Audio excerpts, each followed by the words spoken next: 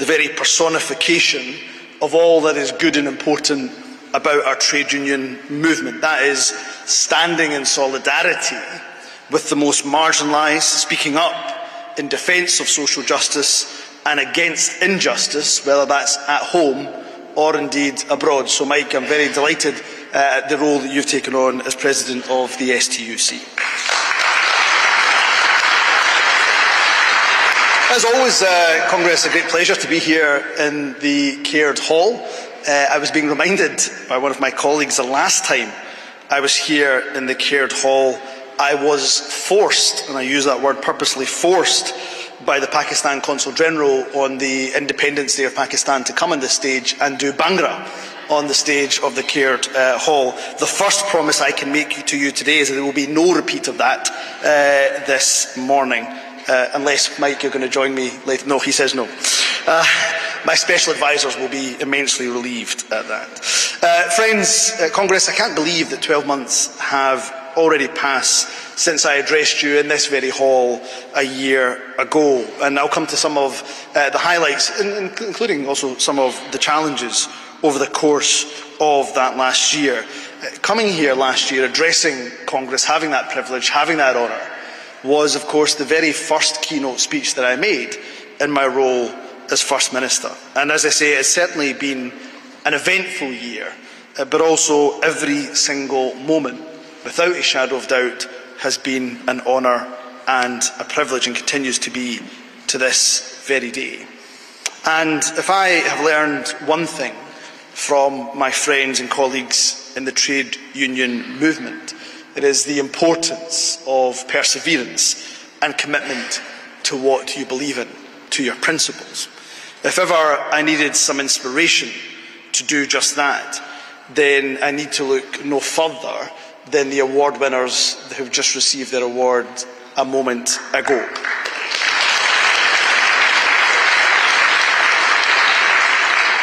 When I had the pleasure of addressing you a year ago, I spoke about what the trade union meant to me personally.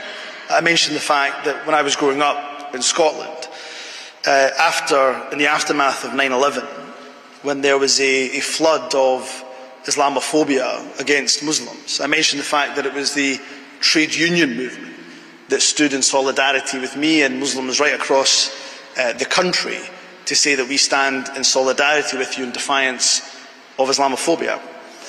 But let me also make another personal reflection, one that's more recent. And let me thank again the trade union movement for the support and the kindness that you have shown myself, my wife Nadia, and our family when our family have been, and unfortunately some of them continue to be, trapped in Gaza.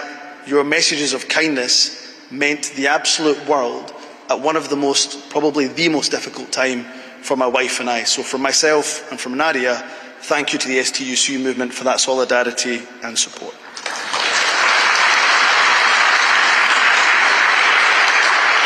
However, Nadia's family, our family, is of course just one of millions who have been affected and are suffering the worst possible humanitarian catastrophe in Gaza.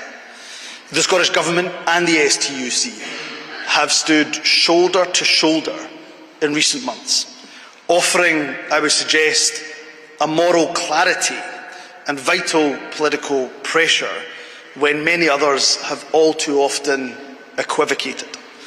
And with continued uncertainty in the Middle East, I know that the message leaving your conference this week will be as strong as ever. See, at its core, I believe, and I'm certain this is shared by many members, if not all, of Congress, that ultimately violence begets violence. See, we have been unequivocal in our condemnation of the Hamas attacks on the 7th of October, and of course we call for hostages to be released unconditionally. But we've been also consistent in our condemnation of any regional escalation, be that Iran's attack on Israel on Saturday evening, or indeed the attack on the Iranian consulate reportedly carried out by Israel earlier this month. What we don't need is politicians talking up war. What we need is those who truly believe in peace to be empowered to deliver it. Because whether you are Palestinian, whether you are Israeli, it is working men and working women, not the political class, who pay the price for war, and that is unacceptable.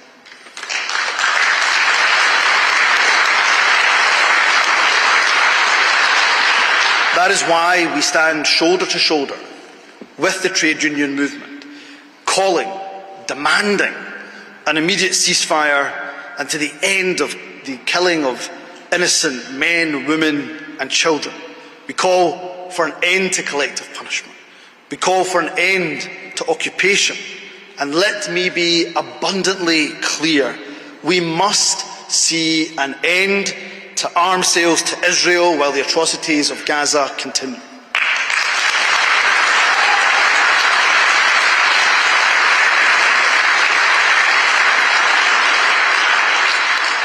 As I've already referenced, the STUC and the trade union movement more broadly has a long and very proud history in opposing discrimination and bigotry in Scotland. The motion that was being debated just before we went to the award ceremony was just one example of that. You have, as a movement, stood against anti-Semitism, Islamophobia, homophobia, transphobia, every form of hatred.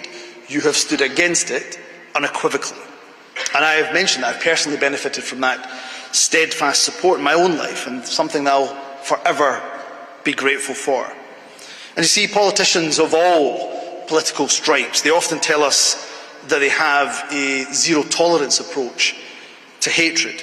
I have to say that that has been sorely tested in the last few weeks with some of the very deliberate misinformation that we've witnessed in relation to the Hate Crime Act. You see, as Justice Secretary, I was very proud to lead the Hate Crime Bill through Parliament, providing long overdue protections to people based on their age, disability, religion, sexual orientation, transgender identity and variation in sex characteristics. Just as those protections against stirring up offences for race have existed for almost 40 years. The Act, as you know, of course, has now come into effect, and despite the expectations and perhaps even the wishes of some, it's taking place within Scotland's criminal justice system in a proportionate way. For example, statistics show the number of daily complaints fell by 90% within the first week the Act was in force. And frankly, we've heard a lot of deliberate, downright disinformation. The people who've not been given as much airtime are, of course, the everyday victims of hate crime, of which there are far too many in our society. We've heard virtually nothing about the people who experience hate while at work, frontline workers who, for just doing their job, sometimes suffer the most disgraceful discrimination, abuse and threats. They may not have the most powerful connections to get their stories told, but friends, all of us, I know here, are listening to them. Because that, to me, is the very strength of the trade union movement. Solidarity with the most marginalised. That should be the message that undoubtedly comes not just from this Congress, but from our country. That regardless of who you are, whatever your background, if you're marginalised, if you're a victim of hatred, if you feel alone, then know that actually you are not alone. That the trade union movement, good and decent people, stand in solidarity with you and always will. And for me, there is a lesson, many lessons in fact, within our approach to the Hate Crime Act. But one of them is how important it is to stand by your principles, stand by your values when you know you're doing the right thing. Keep calm and carry on, as the saying goes. And in my first year on the job, there are many issues which I've strongly valued the input and support of Scotland Trade Union movement. 12 months ago, I told you of my desire to see more progressive taxation in Scotland. It was at the hustings that Ros chaired during the election leadership contest, where, of course, she put a challenge to each of those candidates, myself, of course, included. around our commitment to progressive taxation. I gave a commitment then about my promise then about my commitment to progressive taxation. And like you, I've watched in absolute horror as the UK government have put money into the pockets of the wealthy through tax cuts, all at the expense of the NHS and other public services. Coming in an election year, it's the most cynical and most short-sighted of political calculations that I have seen. And I choose unapologetically to make a very different calculation, one that's based on my values, what I believe are not just my values, but the values and priorities of the majority of the people in Scotland. So you see, if the choice is between tax cuts for the rich and investment in public services, then I choose public services.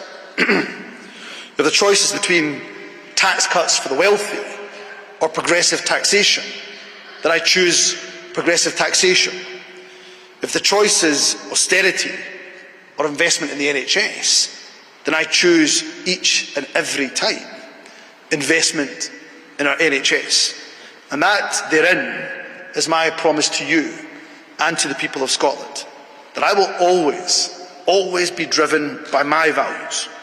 Those values demand that those who earn the most, people on the highest of salaries, pay more to ensure that we have sustainable public services. And I make no apology for advancing progressive taxation. And we may not have gone, or not able to have gone as far as everybody wanted or liked within our budget. But Scotland has the most progressive income tax system in the UK. The new advanced band, which came into effect earlier this month, builds on that progressive approach.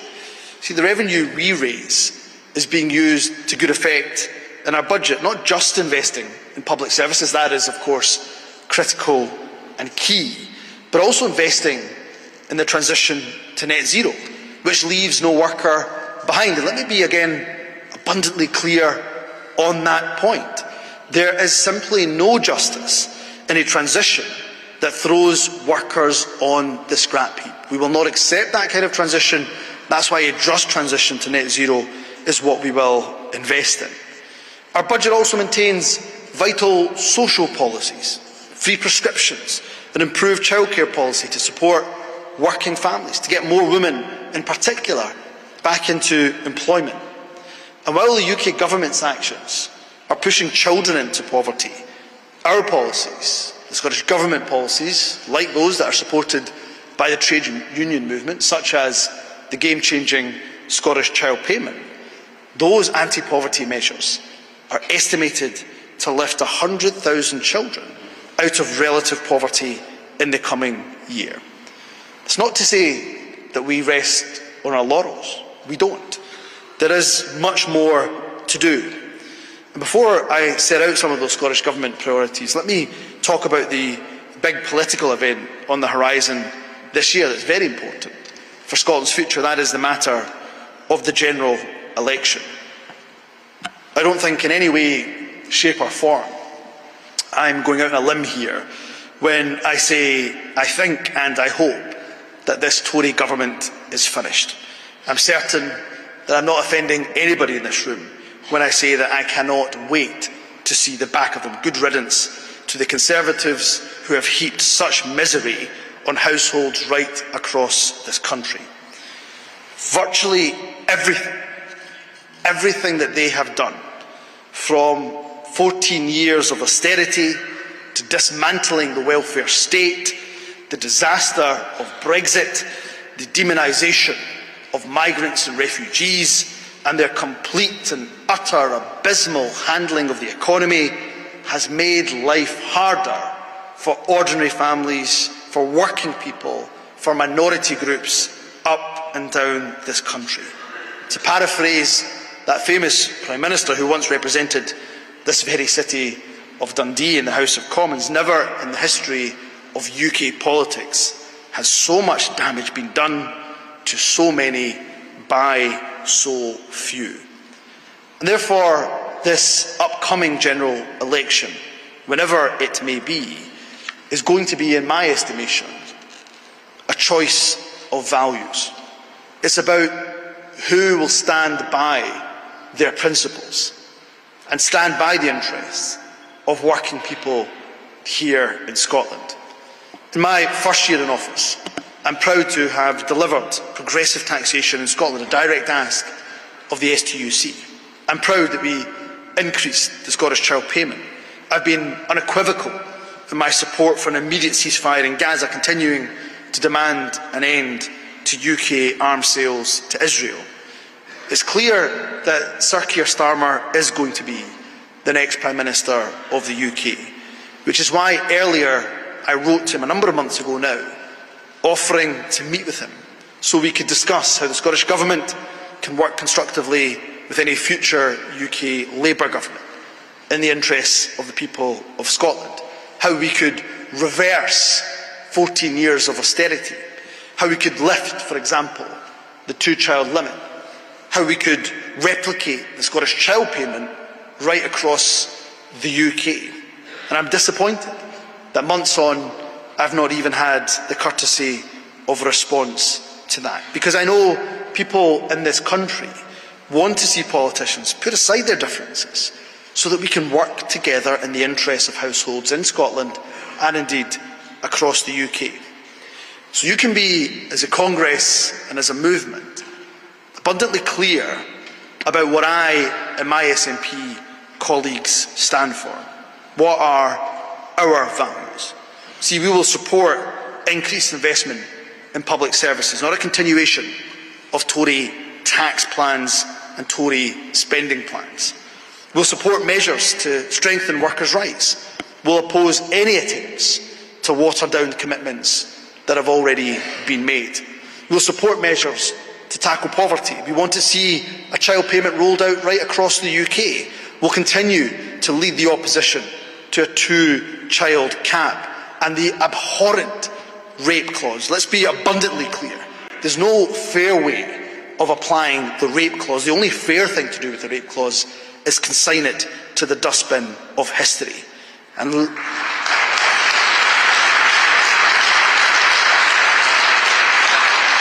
let me also be clear that SNP MPs will always advocate for justice and compensation for the waspy women who've been let down so badly by Westminster governments over the years. And we will always oppose the wasting of hundreds of billions of pounds on weapons of mass destruction. Money which could and should be invested in our people and our public services. See, these are my values. These are my party's values. And every single politician standing for election in the upcoming general election should be judged on their values. See, Keir Starmer's values will see him lift the cap on bankers' bonuses, but not lift the two-child benefit cap. Those are, in my estimation, the wrong values and the wrong priorities. So in this election, Scotland has a choice of values. I'll be calling on people to vote for what they believe in, vote for a progressive future, vote for the Scotland that I think we all want to see. Congress and I look forward, as leader of the SNP, to engaging with the trade union movement over the next few months as we set out our plans for the Westminster election. But let me also set out a bit more in terms of the Scottish Government's priorities for the year ahead. Last year I told you of my positive working relationship with trade unions in each of my roles in government, something I'm delighted was recognised and mentioned by Mike in his kind introduction. And I pledged to you that I would continue that approach that I've always taken. That's to engage meaningfully, engage productively with trade unions in the spirit of compromise and mutual progress. We know that doesn't mean we'll always agree on everything. Of course not. We know that there will be challenge from our trade union movement, often to go faster and to go further. And we will always work constructively with you in regards to that challenge. But let me also reiterate the commitment that where we can work with you, we promise to do so. Where we can stand shoulder to shoulder in solidarity with you, we commit to doing that. That's why I, my party, the government that I lead, will continue to stand alongside the STUC in resolutely opposing the UK government's appalling Minimum Service Levels Act. This act is an attack on workers' rights and completely rides roughshod over the devolution settlement. And as the secondary legislation continues to emerge, the government I lead will continue to do everything it can to keep opposing this unwanted, unnecessary, ineffective anti-trade union and anti-worker law. And for me, it's one of the critical, key reasons why employment law and powers should be devolved in their entirety to the Scottish Parliament.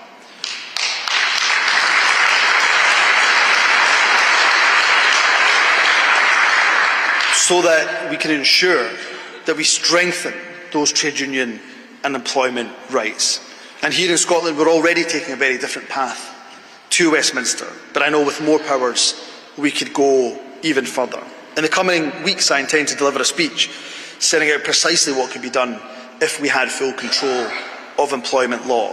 And I know there are, of course, differing views on the question of independence for Scotland, but I also know there's a lot of interest in what we could do with employment powers, and I'm very keen that everybody, regardless of your position on the constitutional future of our country, that everybody is involved as part of that discussion.